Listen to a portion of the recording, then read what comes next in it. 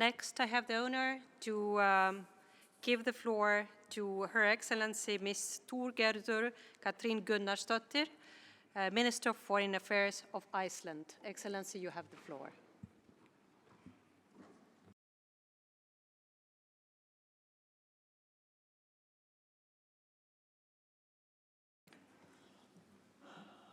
Madam Vice President, 1 year ago, I stood in this council for the first time.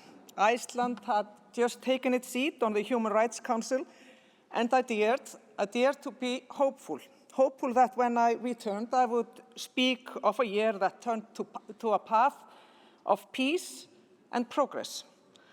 But that is not the world we meet today. Wars still rage. International law and human rights are under attack, regretfully, not least by some of the most important actors. The very principles that underpin the international human rights system continue to be tested. For 4 years, Russia's illegal and unjustified full-scale invasion of Ukraine has caused devastating human suffering. The people of Ukraine continue to defend a rules-based order on behalf of Europeans, and we continue to call for a just and lasting peace grounded in international law and accountability. In Gaza, the situation remains catastrophic. Full and safe and unhindered access for humanitarian aid is crucial, and so allowing UNRWA and other UN agencies to carry out their mandate. And the situation in the West Bank must not be overlooked. We condemned recent Israeli decisions which aim to expand and entrench Israel's unlawful presence in the West Bank. We must actively work toward a just and to a sustainable peace based on the two-state solution and the right to self-determination. And dear colleagues, we are witnessing a deeply troubling global backlash against fundamental human rights.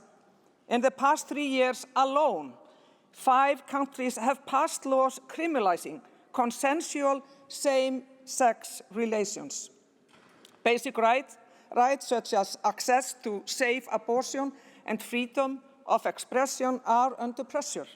Fundamental principles are being eroded and in some cases deliberately dismantled.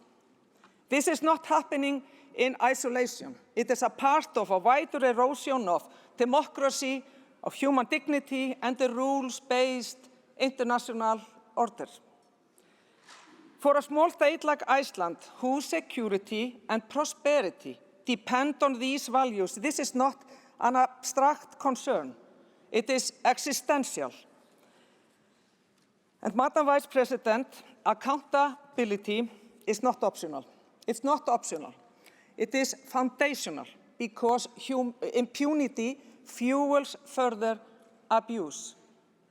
Over the past year on this council, Iceland has sought to act accordingly.